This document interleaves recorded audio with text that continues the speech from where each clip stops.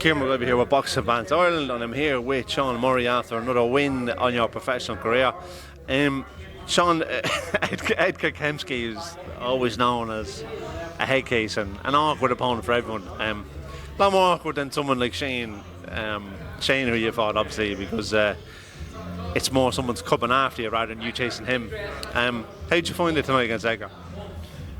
I just found that I lost my head after the third round with him. He was just fucking so irritating with the shit. He did licking me and fucking doing everything to fucking make me lose the head, and fucking he won that battle because I did lose the head at him. Yeah.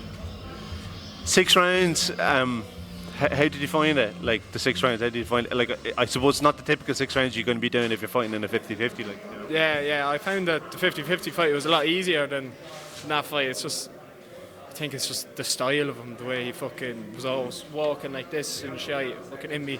Throwing jabs when he's looking. When he's looking at his coach, being like, or fucking shit like that. Yeah. So before this fight, apparently you were supposed to schedule to fight Dom Dunnigan, and obviously, like, Jay's been quite public in what he said about how he feels that the fight didn't come to fruition. Do you have any knowledge or anything to say about it, or anything along those lines? Were you, as far as you were concerned, you were fighting Dom tonight, were you?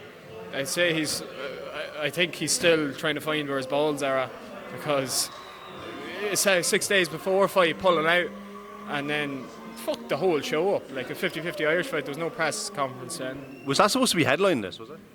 I think it was up near the top anyway. Yeah. So he just, no other word for it, he just pussied out of it. There was nothing.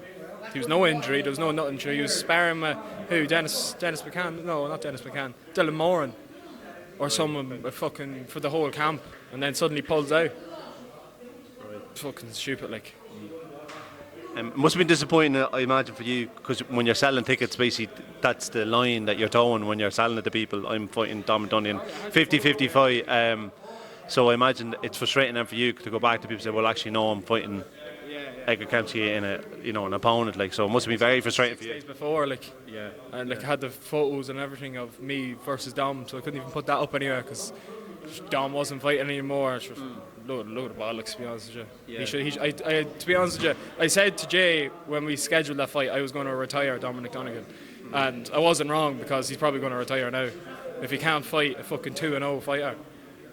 Sure, who's he going to get in against? This is the second time he's done it. He did it against O'Neill as well. So he's asking for these fights and then not following through with them. So who's going to give him the fight now if he's going to do that again? I know I won't get a rematch with him because he's going to do the same shit again. Have me down money, like. I had an interesting interview there. I interviewed Peter Carr. I says, what do you want before the end of the year? Because obviously Jay has mentioned the 5v5 tournament, things like that. And he says, I want Sean Murray. He says, Sean Murray mentioned my name. He says, no disrespect. He wasn't disrespectful to me, but he says he's mentioned my name. So me and Sean have to get it on now. He said, is that a fight you're interested in? Yeah, he's on my list for this year. Him and Daniel Osullivan. I'd love to get a fight with Daniel Osullivan as well.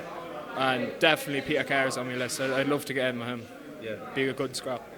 I mentioned the Celtic title because obviously he's about eligible for it. Like, but Peter said, look, it could be for a music record or whatever. He doesn't care about it. Like, he says he wants to fight regardless. So for you, it's just you'd love to do an 8-rounder with him regardless, title or none. Titles, I'll do it for the crack, but regardless titles, do it anytime. For you after that, like, are you looking to go the conventional route, so Celtic, Irish, in that way? Yeah, Celtic, Irish. I want to go that way. So Peter for Celtic, if you come through that, then Daniel for the Irish. Is that what you would like to do? Or even the other way around, Daniel for the Celtic and Peter for the Irish. 10 rounds of Peter for the Irish title would be some fucking cracker of a show. Last thing to say, so obviously you're coached by ex-pro Chris Blaney, who won a Celtic title himself. How's training been going with Chris in Navan? Training's been going grand with Chris in Navan. I'm up in the Coliseum as well with Screamer and Pete Taylor, and then I'm in evening times I'm in fucking Navan with Chris, and it's a good cracker Chris. Sure, I've been training with him for how many years now, and so I just know how we train. Like, we know each other's style, so it's easy to train with. Did he levitate towards you because of the redness? Like he's about red, and like this is Ginger Ninja 2.0. I decided to grow a bigger one then. I decided to grow a goober. He hasn't banged the drum saying there's only one Ginger Ninja yet, has he? Right, well look, thanks very much for your time, Sean, and hopefully we'll see you and Peter, whoever, now in the future, alright? So yeah, thanks again. Right? Yeah, no. Cheers, thanks.